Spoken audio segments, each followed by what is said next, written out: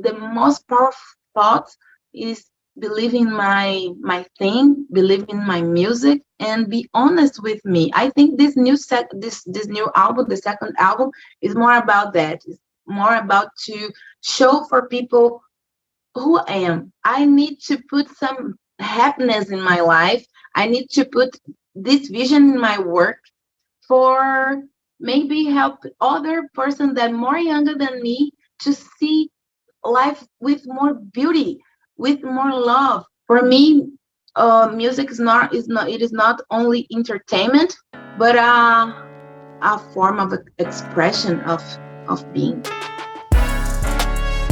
Welcome back to a brand new episode of Innersleeve, the podcast taking a behind-the-scenes look at all things music. I'm Cassius Morris, Joe Pacheco joining me on the line as always. What's happening, Joe? I don't know. I'm a little confused today. I took a day or I took 2 days off, and I'm like, what's happening? Where am I going? What do I do? It's a long weekend. It's I feel like we're sort of coming out of the twilight zone this weekend.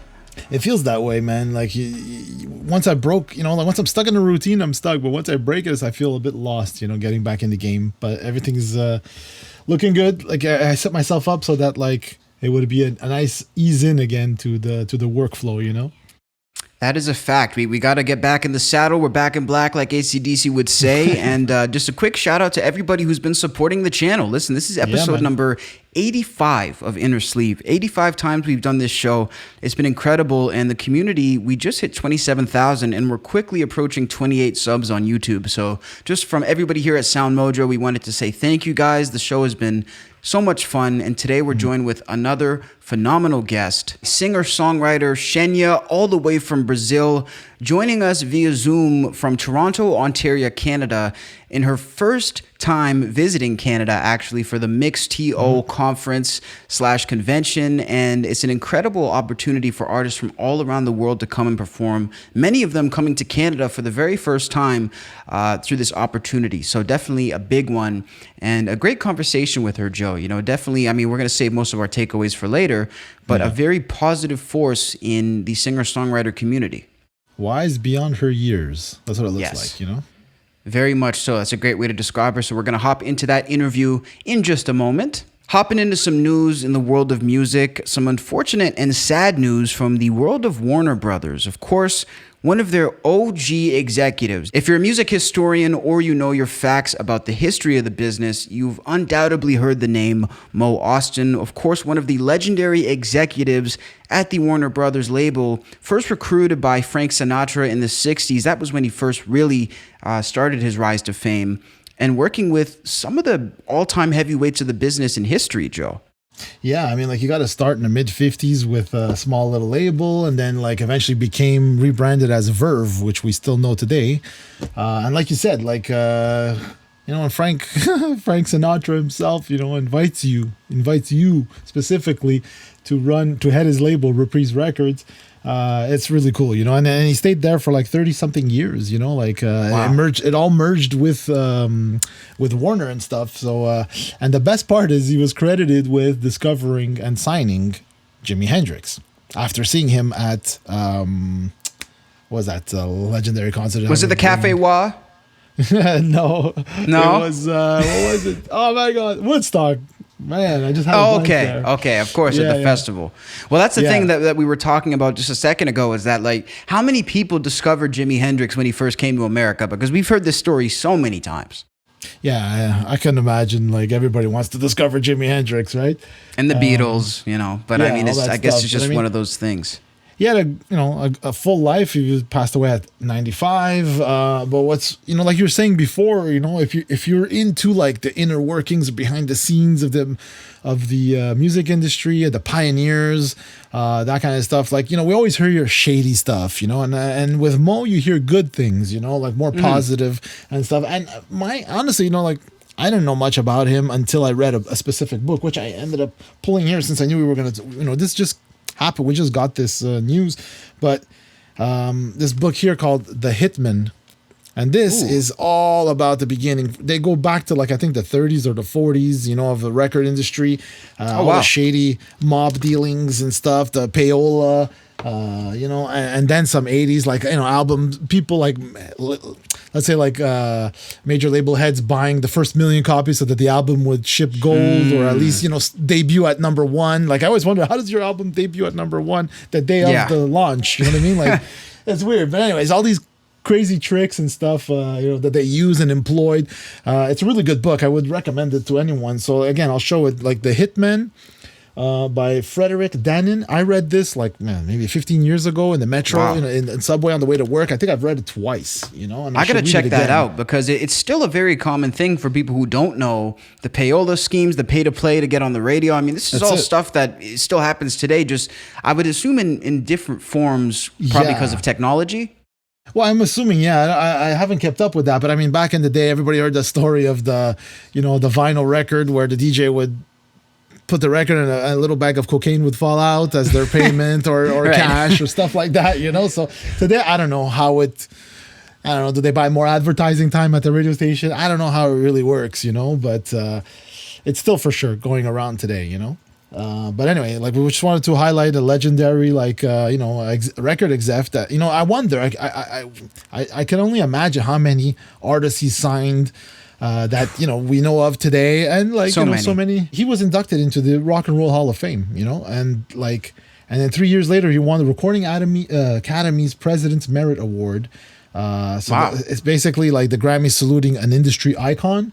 Also, he donated $10 million to his alma mater, UCLA, in 2011 for a state-of-the-art campus music facility called the Evelyn and Mo Ostin Music Center. So, wow, that's incredible. You know what? Back to the industry.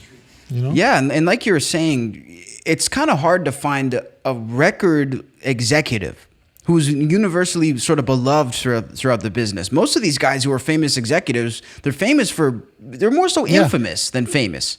Yeah. That's it. Right. So that's what I'm saying. Like, I wanted to highlight this. When I saw this come across my feed, I was like, no, we got to talk about this guy. He's like one of the good guys, right? That's right. Well, rest in peace to our man. And listen, he passed away peacefully. That's all you could really ask for. So rest in peace, Mo Ostin. Now jumping over to the SoundMojo Community tab. And of course, this is on our YouTube channel. If you have not subscribed yet on YouTube, we're on the road to 30,000 subscribers. So please hit that subscribe button, as well as the little notification bell right next to it. And once you do that, you can check out these polls and these questions that we put up every single day on the channel. So here we ask you guys, which album do you think you've listened to the most times throughout your life? So I would assume, Joe, this is the most repeated album you've replayed. Yeah, like, what album have you listened to the most in your life? So Game X Simmons wrote, I don't know, maybe something released recently, actually, the album Come Back to Life by the Zolas. Oh, that's a solid group. They're a solid rock group. I believe Canadian.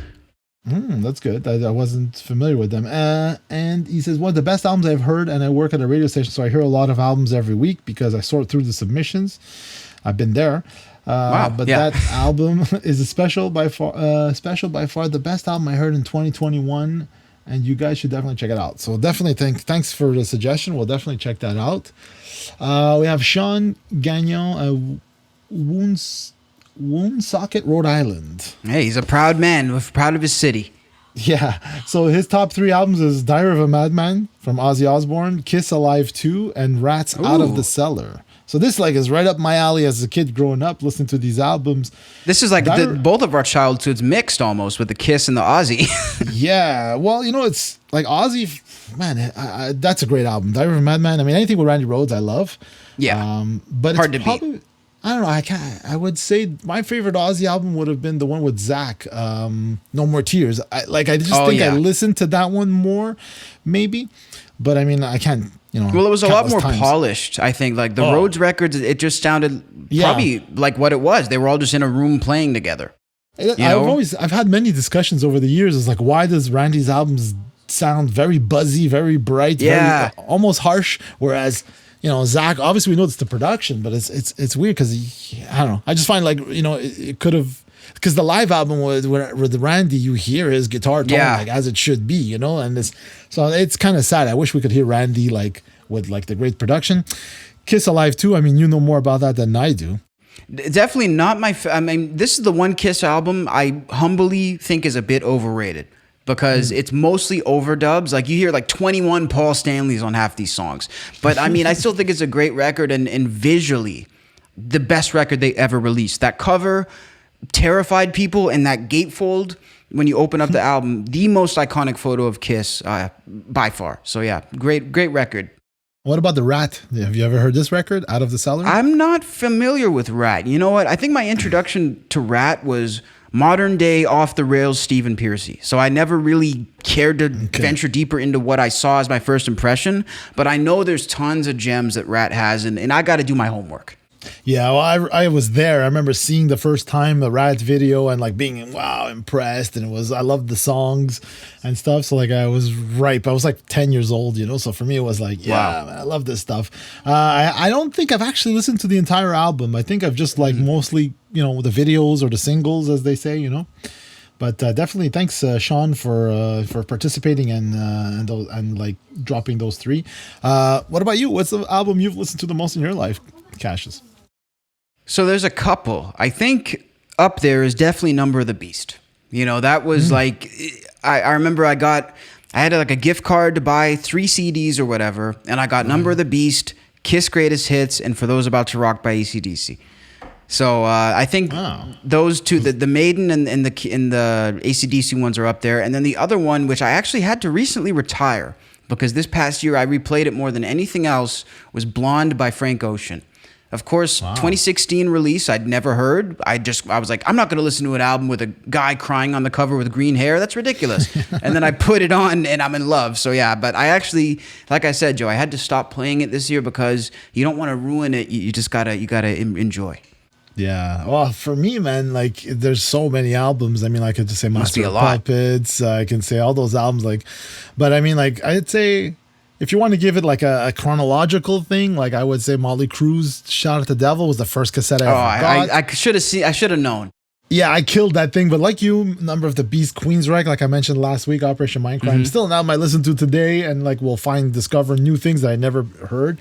So it's really hard to pinpoint which album I listen to the most. I mean, like Dark Side of the Moon, Animals by Pink Floyd, like it's just endless, right? So yeah, I'm not 100% sure, but all of those in a nutshell. A large group of replays. Maybe we'll just need to go to a playlist or something that we replay. Yeah.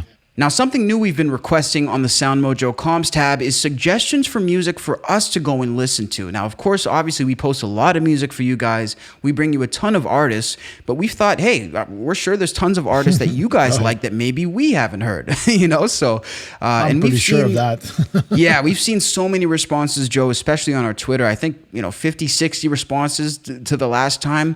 Yeah. But we did narrow it down to a couple here. So do you want to maybe tell us what we got, Joe?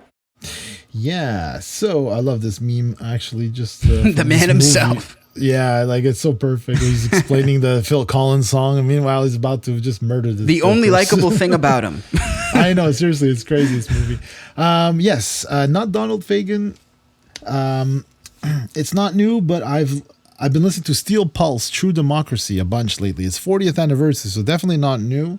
But again, completely off my radar in terms of like not a band, a name that I understood, like I remember or know, Steel Pulse. But as soon as I popped on the first song, I was like, oh my God, I'm instantly transported to, like instantly good mood music. That's somewhere in the Caribbean. Dude, it's instant. And like I had to pay attention before, like, am I going to say that? Because what if they're singing something really dark and heavy? But like, you know what? The music makes me feel good. It's instant. Like as soon as I put it on, it's like, right there. Wasn't familiar, like I said, with this at all. And, it's a huge gap in my knowledge of music, so I definitely should like check more of those out. How about you? That's interesting because this Steel Pulse was like a name I instantly recognized. Probably because, I think they're up there with like just I would say like the everyday consumer reggae. Like, the Bob Marley, the this, the that you're going to hear at resorts and stuff. I'm not going to sit here and claim that I'm like the biggest reggae head. But if you're looking at the more common stuff, I think Steel Pulse is definitely, it's easier to find them on that list. So, I think they recently reunited or something. And but definitely just a solid group. And they know how to keep a groove going all day. Well, yeah, if you're doing that kind of reggae stuff, you have to. The groove. You have to, right? It's all about the consistency. And the next track that we got too, this was a new artist to me actually by the name of Broken Peach. The song was called Sin Piedad. And what, I don't know if you know the translation for this. I certainly don't. Well, I don't, but like while I was listening to it and enjoyed it, I realized, okay, it's a Spanish name, a Spanish artist, and the version we listened to was in Spanish. But then I dug through their YouTube and I thought, there's an English version of this song. So there is actually an English version. And it's called Like a Gale. So I didn't actually notice that. That's cool. Yeah, you can definitely check that out.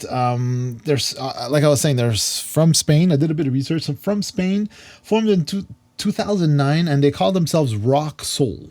Like their style, not called themselves. Their style, right. Rock Soul.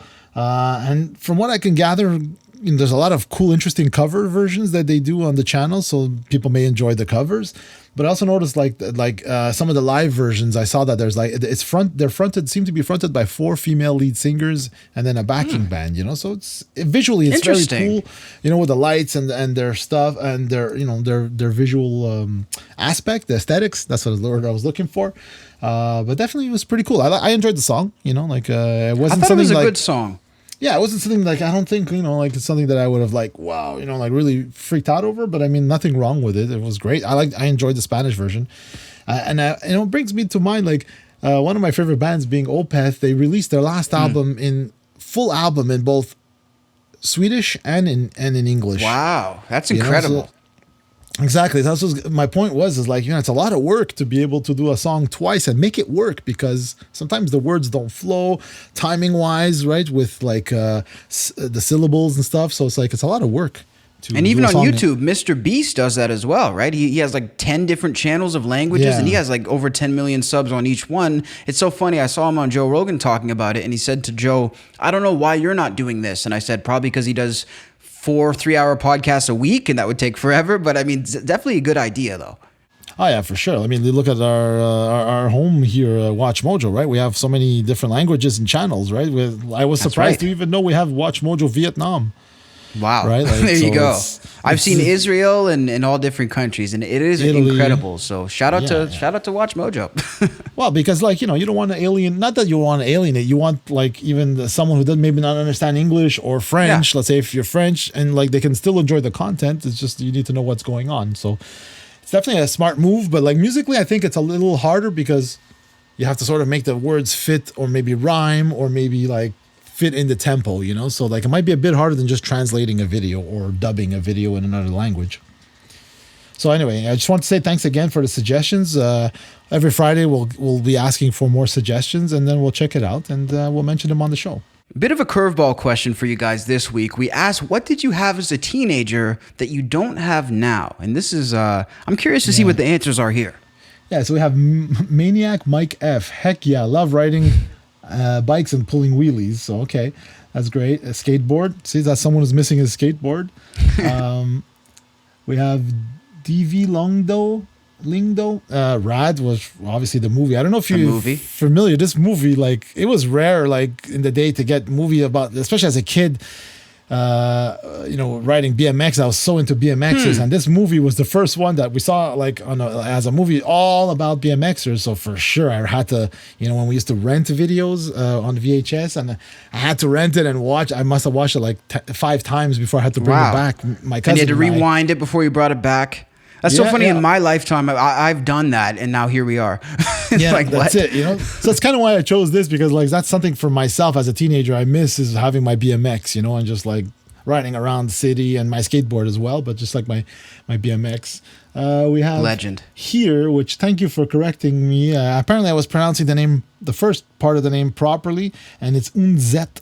He's German, so here Unzet. I hope I'm saying it right. We hope so. Free time. Best answer ever. Definitely something I miss is free time. What about you? Anything you miss? I'm trying to think about it. Not something I miss, but something I don't have that I had as a teenager. Probably like a vape. Honestly, I used to be one of those little troublemaker kids trying to vape in the corner, trying to look cool. And I think that was a fad for most people who were like 17, 16 at that time. So that would probably be it. Silly waste of money, stuff like that. But what you said your BMX? Yeah, this is my BMX. That's why I kind of chose this rad thing. I'm like, I wish I had my BMX. Because like, honestly, my parents were very...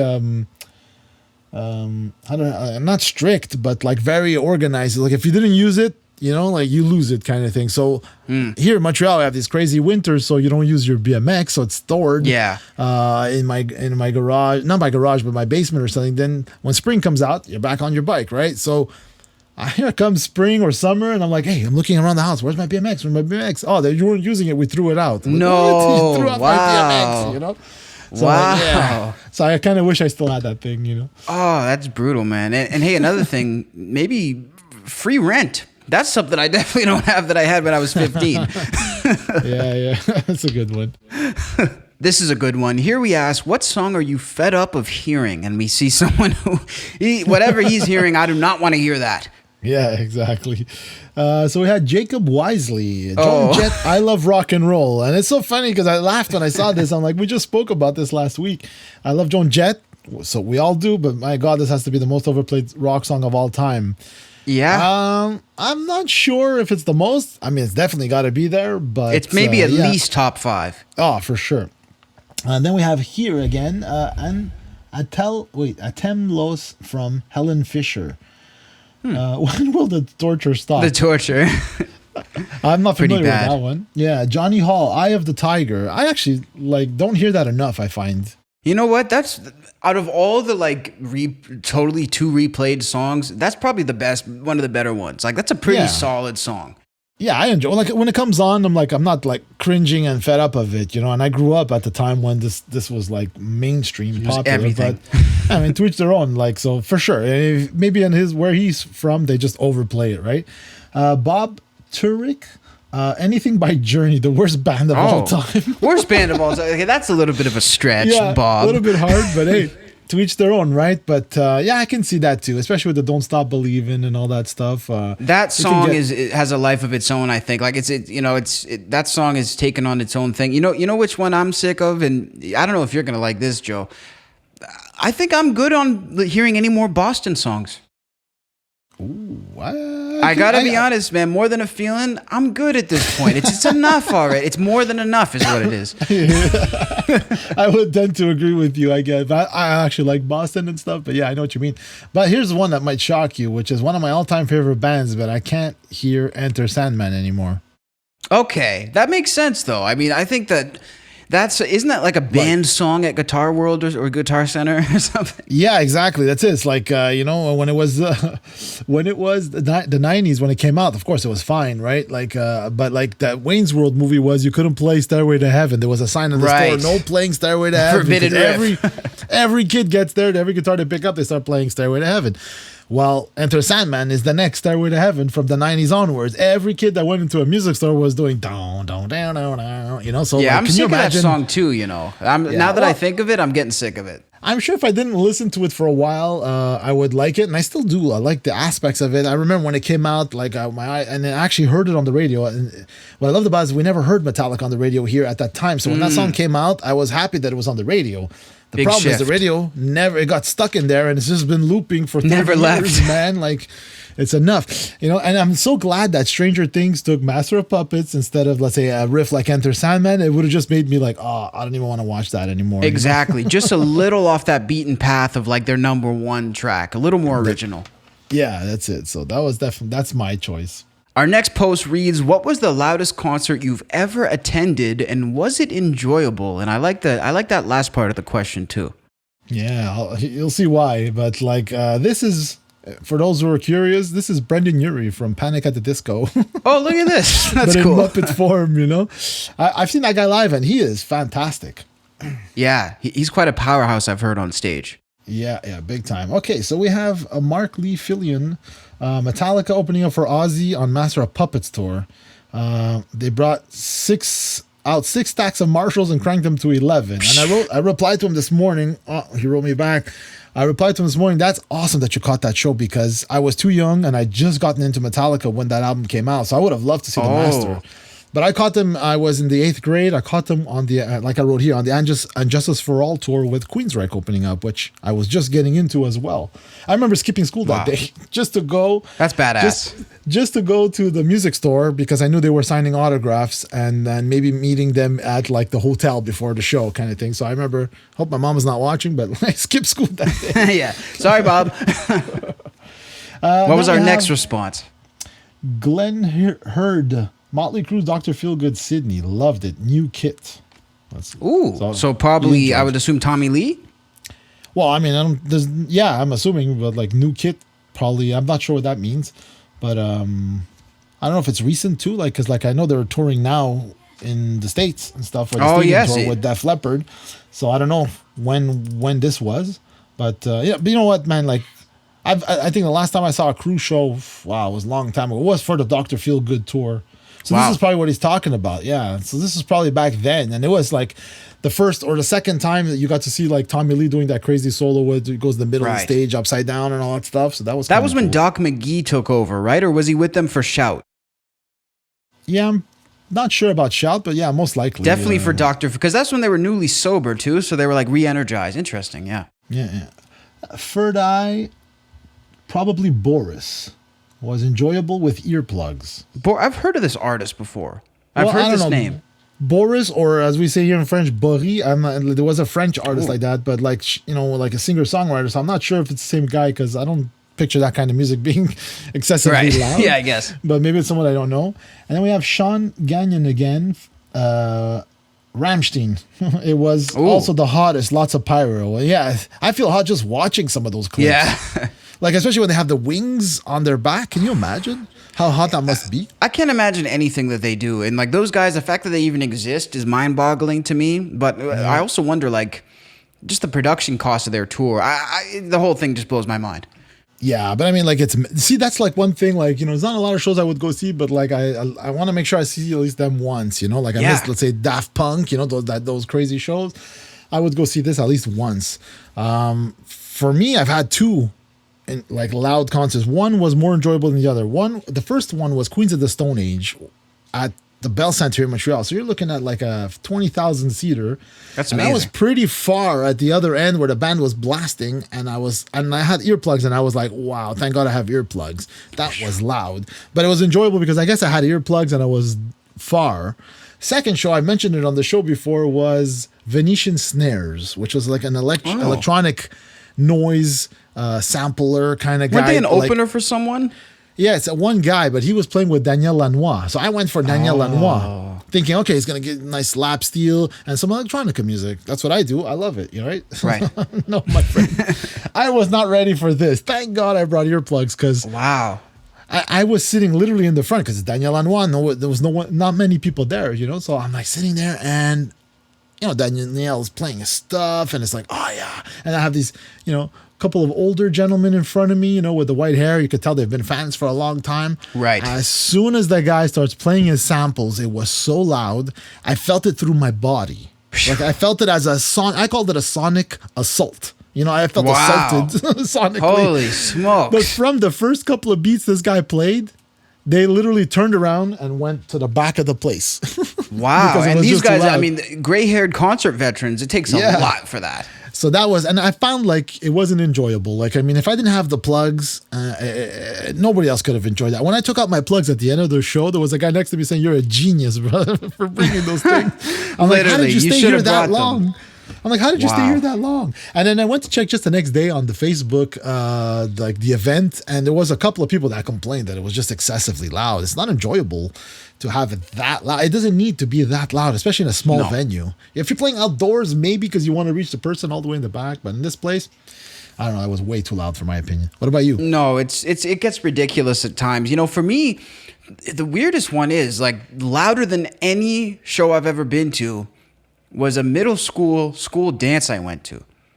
Wow. And this DJ, I swear, if we would have been measuring the decibels, he probably could have gotten in trouble because like it's similar to what you're describing, where it's just not reasonable and it's not even enjoyable. And after that dance, I actually ended up with some permanent hearing loss in my right ear.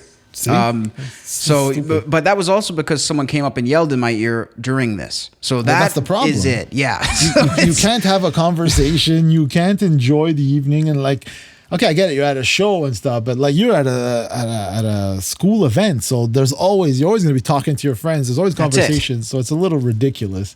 That's it. So that was the wildest. But next to that, I did get the chance to stand side stage one time at Danko Jones' Soundcheck. You're familiar with Danko? Yeah. And I stood on the side of the stage, and this was the only time I had what you're describing, where it's a physical sensation of like shaking, I basically felt like I was off the ground. That's how I felt. So insane. Yeah. Well, I've been on the stage once, like when I was performing. I used to play at small clubs and stuff, but there was once where we played the same place where like Pantera would come, Rage Against the Machine. It was like an arena, but a smaller 6,000 seater. Nice. So we did an event there when I was a kid. I was like 17, and man, when I heard, like, when you're at a club and you do sound check and you have the drummer, usually is right next to you, so you feel that kid, you're live. But this, you have enough space. The lights were so like far up, and then as soon as I heard that kick drum and it hit me in the back and my guitar, I was like, wow, this is so much fun. Like that's pushing so cool. That much sound the other way, But you're about to fall off stage, fun. Like just from the sound. Yeah. So but it wasn't excessively loud, obviously, but right. Yeah, definitely they should, I don't know if anybody, sometimes with my app on my phone, I don't know how accurate the microphone on your phone. The decibels? Yeah, how accurate it is. But I mean, it's surprising, to know like how loud things are in general, But like, man, when you're getting to like 120 dB, that's like airplane levels, it's just. A woman just broke this record, actually. Just a quick anecdote. A woman who's a teacher. She screamed so loud in class, and someone had measured it somehow, and it was louder than a jet engine. Wow. So she just broke and there's video of this online if you want to look that up. So there you go, at your own risk. Headphone users, rest in peace. So now we're going to hop into the interview portion of this episode with Xenia. It was a pleasure to have her on the podcast. And, I think I can speak for both of us here, Joe. I think that, it's safe to say SoundMojo, we're huge supporters of her and everything that she does. We talk with her about all types of awesome, interesting topics, including her various appearances on different programs and stages all around the world, her Brazilian roots in music, and much, much more. And of course, you guys are seeing her broadcast from her very first time in Canada. So, of course, as a Canadian show, we value this and we appreciate all the incredible talent from all over the world that comes to share their music with us. So we're going to hop into this chat with Xenia right now, and we'll be back right afterwards.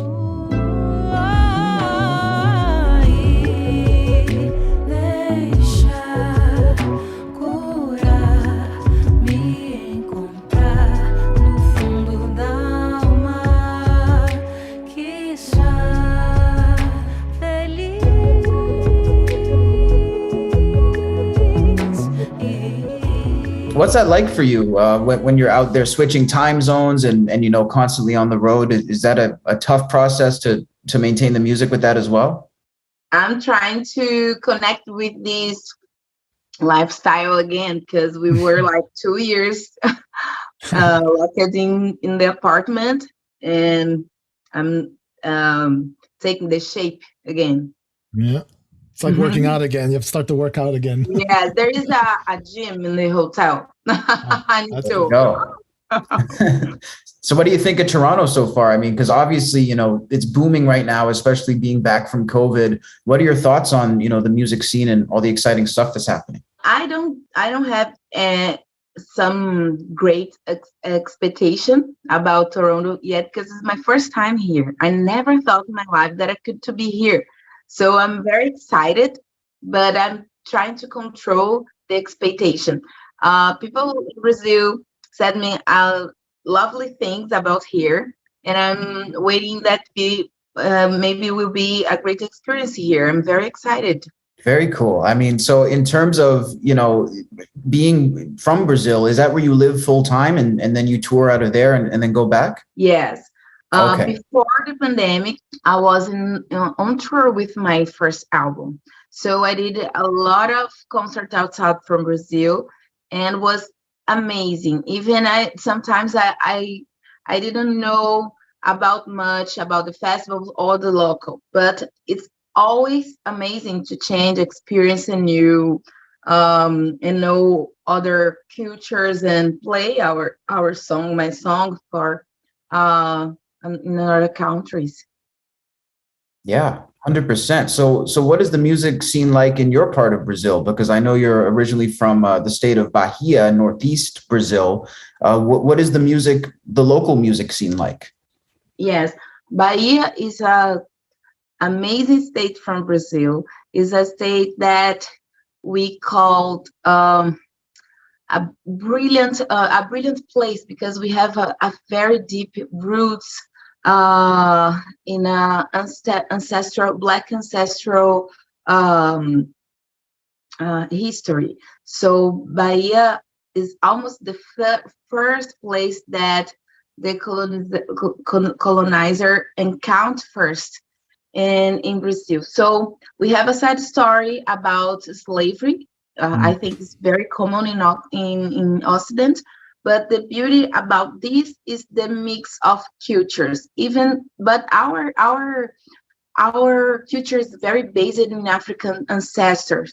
So since the food, music, religion, everything, there is some influence of these ancestors. So until now, the contemporary sound, what is happening? There is a lot of things happening in music in Brazil right now, mainly in Bahia, because with this connection with all part of the whole world between in internet, we can mix our language, musical language, with others. So in Bahia today, there is a lot of things to happening.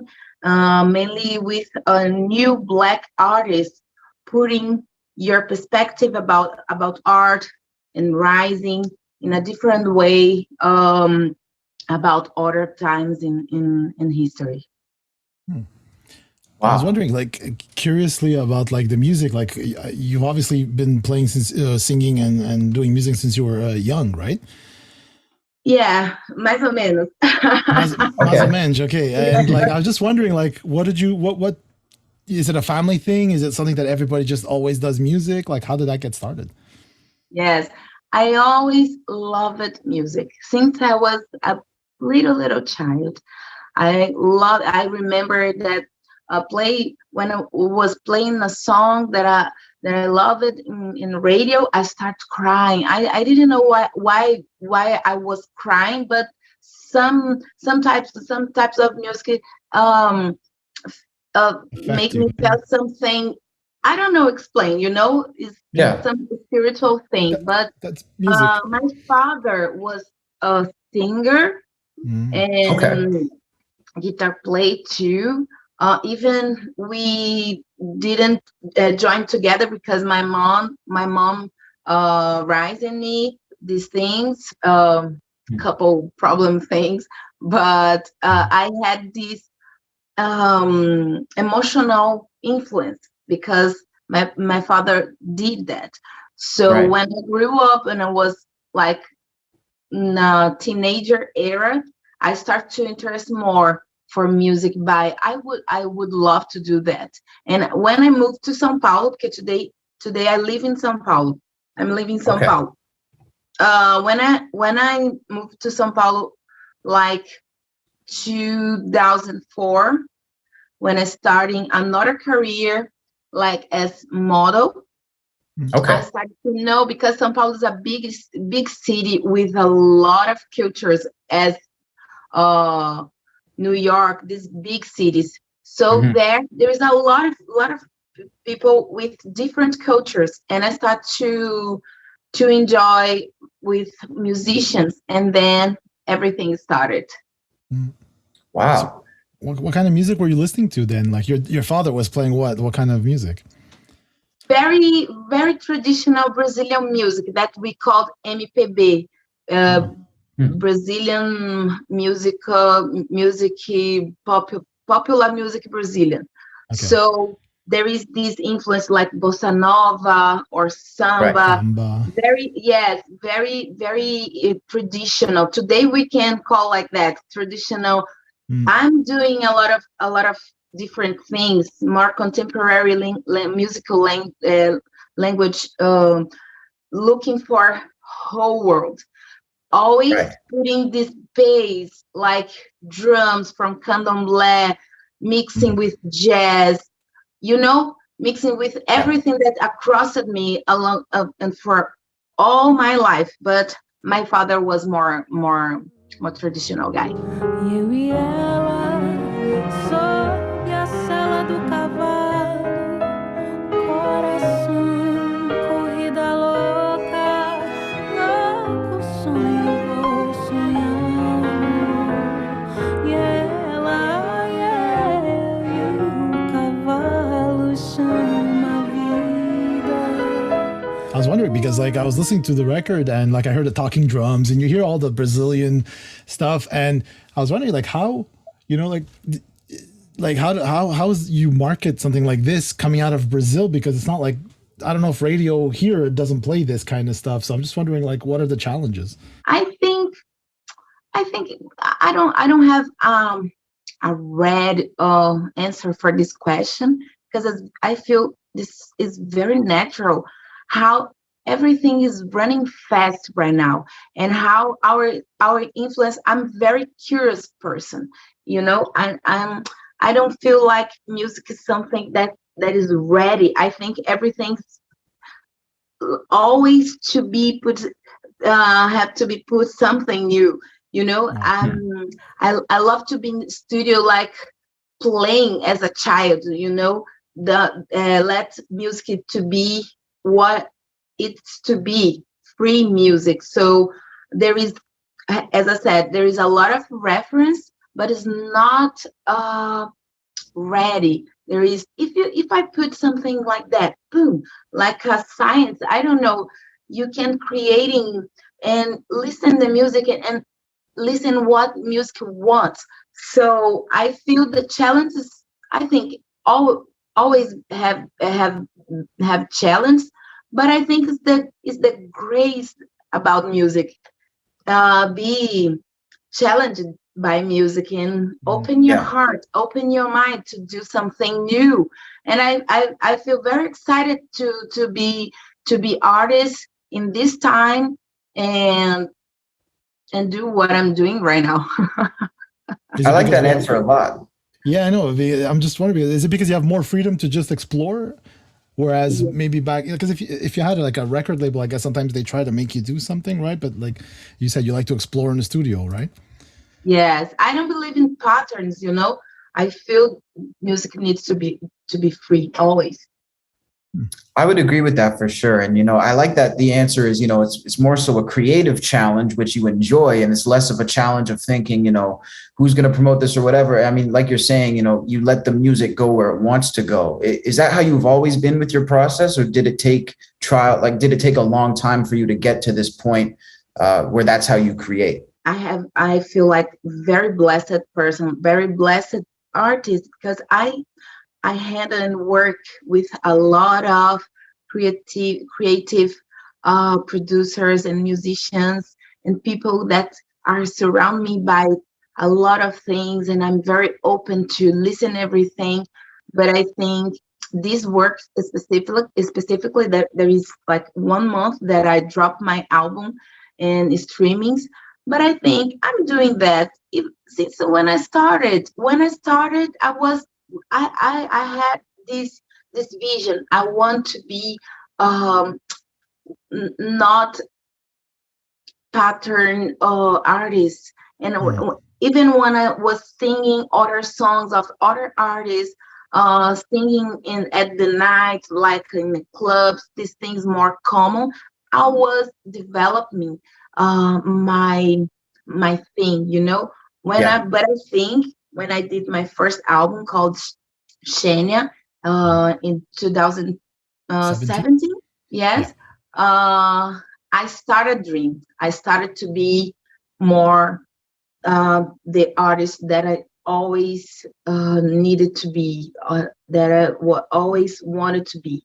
So it's like more some alchemical laboratory, putting my truth, my joy, my love for music, and putting this with these blessed artists that are working with me right now. So It's very fun work. It's very hard to, because it's not easy to create something by the zero, no, but it's never is by the zero, because there is a long time of path by Brazilian music that we are very influenced, like Gilberto Gil, Djavan. There is a lot of influence. This way is very, very good, very well done, you know. So I feel very blessed to be a Brazilian artist. Nice. I love that. You know, your enthusiasm really comes through. I mean, and it's awesome to see. And it really is an exciting time to be an artist. You know, you mentioned living in Sao Paulo currently, and you also mentioned how you used to sing in different clubs across Brazil. What's it like in Sao Paulo? Like, is there a ton of different little clubs for people to hear music all in the local area? Is there a lot of people playing music outdoors? Is that very common? Yes, São Paulo is a city that everything is happening at the same time. And when I moved to there, it was like crazy, because I almost in many places at the same time. I was going to see my best player, and I knew him like that, going to the center to saw him playing, jamming with other guys, or going in university to see other bands, universitary.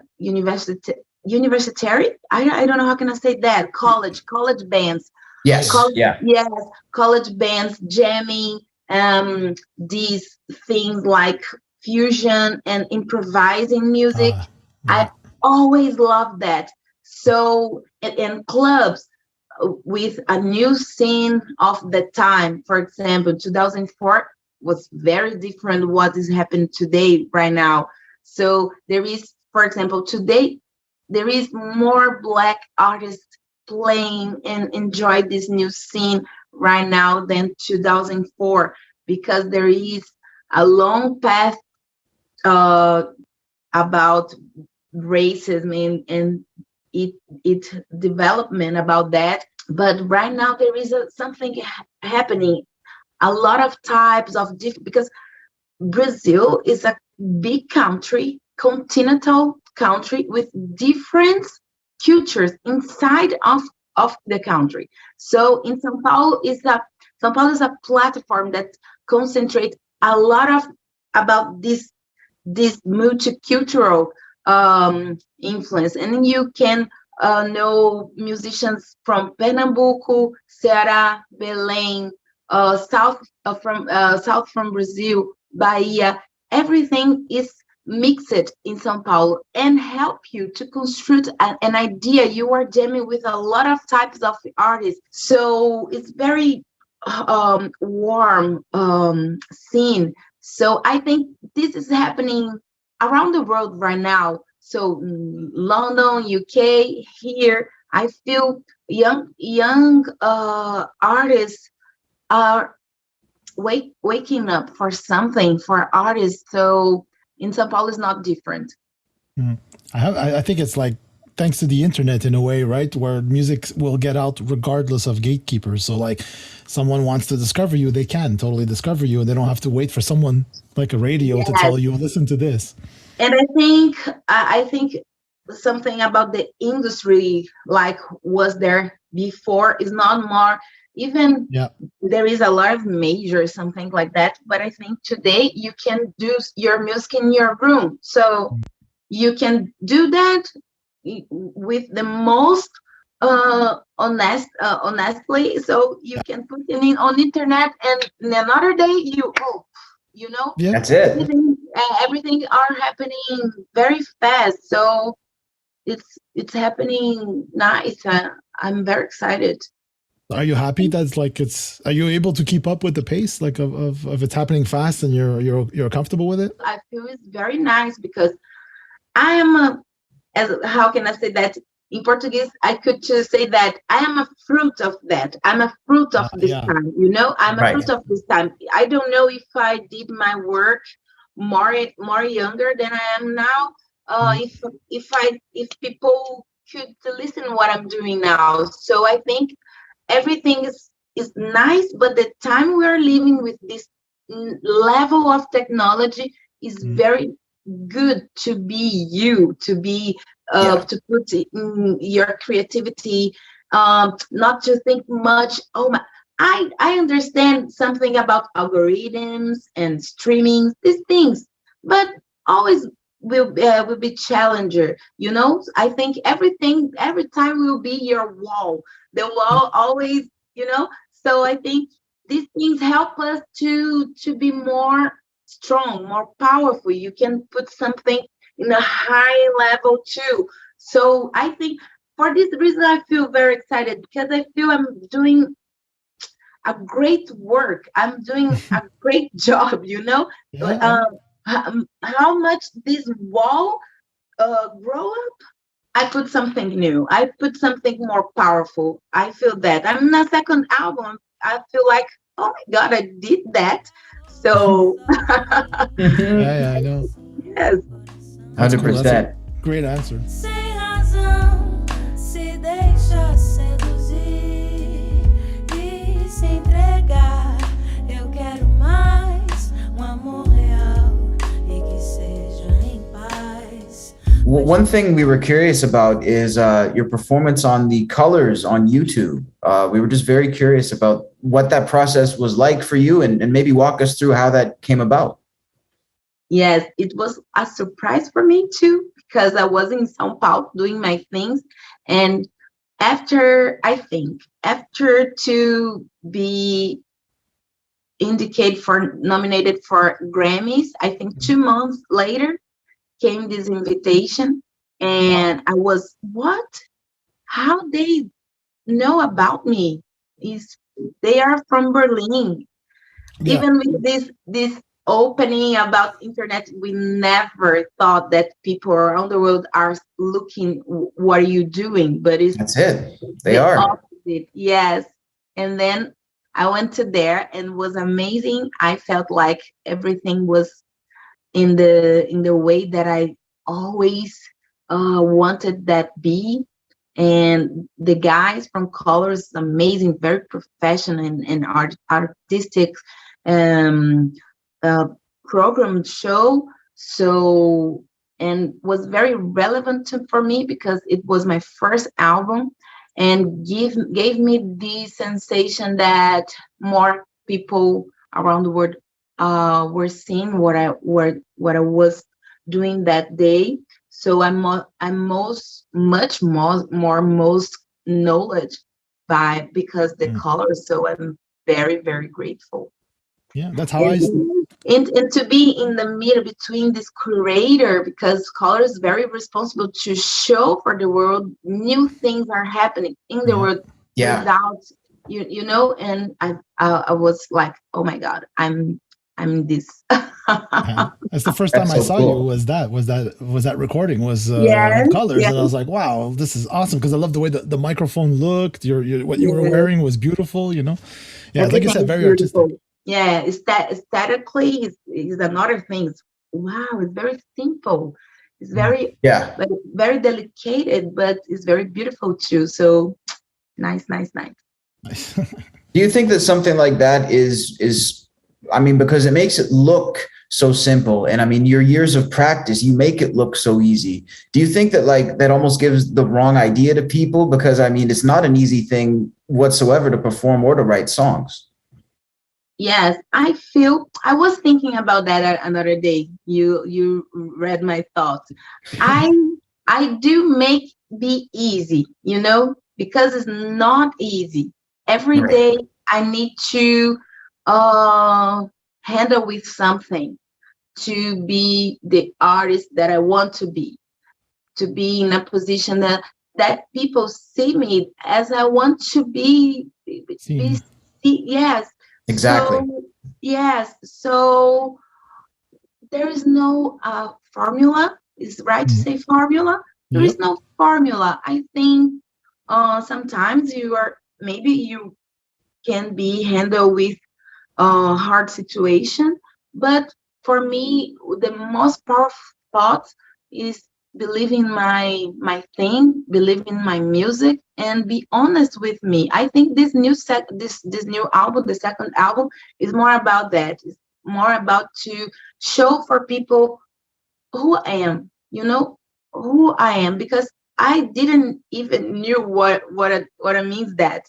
I didn't Right. know who I am. So I started in the middle of pandemic to do a lot of experience about self-knowledge, and I feel I'm using music as a tool to express this type of vision. I'm very abstracted person. I'm Pisces, so I love Right. to read about spirituality and science and technology and put everything together. For me, everything makes sense, and it's the same thing. Sexuality, everything's the same thing. To feel that I'm very universal person. So putting this idea, this concept in my music helped me to give me some human thing that I want by the society. For example, society in Brazil are saying you're black, you're fat, you're a woman, and maybe Division. just don't will give I don't have a time for this anymore, because I am young, but some another time we are old. So I need to put some happiness in my life.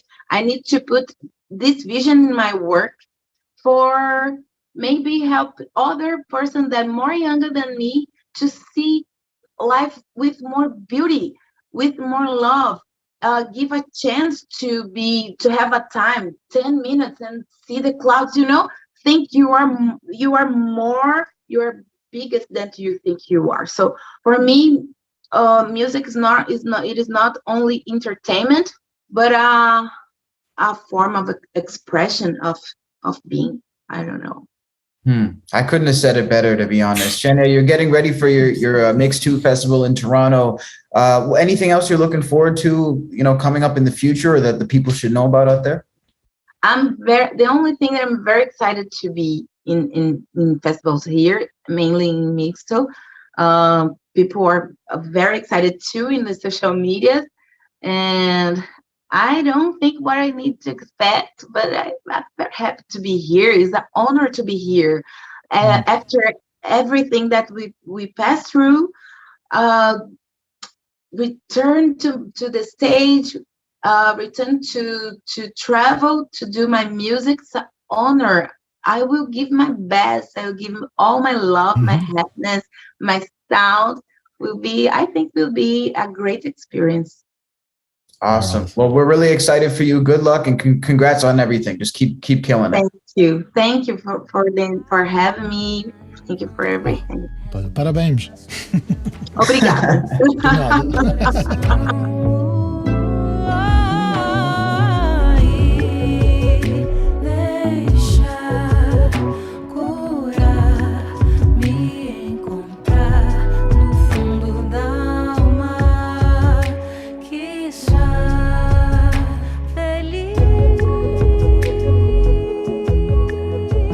We want to give a huge thank you to Xenia for taking the time to join us on episode number 85 of Innersleeve. Just speaking from my perspective, Joe, I got to say, the one thing that really stood out to me about this chat with her was just the overall positivity, and just, she seemed so appreciative for any opportunity that came her way. I felt like it could be, something with millions of viewers like Colors, or, a show with a few hundred people. I feel like she would view both of those opportunities equally, because she seems to appreciate everything that comes her way. Yeah, and like at a certain point, she was saying something even about just the state of the music industry today, how she's just so honored to be able to do music, and that the fact that someone, like when we mentioned Colors and stuff, like that someone in Germany knew about her, or knew her music, and invited her to go over and do it. So yeah, it's definitely an eye-opener, especially like Brazil is such a vast country. Yeah. Excluding the world, how vast it is, and it's like, you have a little person here in this little city that all of a sudden like is recognized, for her talents and stuff. And then you're all over. Yeah, that's it, and one thing I know, she's a very universal person. That's like, in the sense of like, sure, her dad did the traditional stuff and, but like she wanted to take that and then add in other things and do her own thing on top of it. So always pushing herself to just like, what can I do that's different, that hasn't been done? And also just like I was saying, a universal in the sense of inclusive, like it's not just one genre of music or style, or even like just the way she dresses in her videos or her look, you know?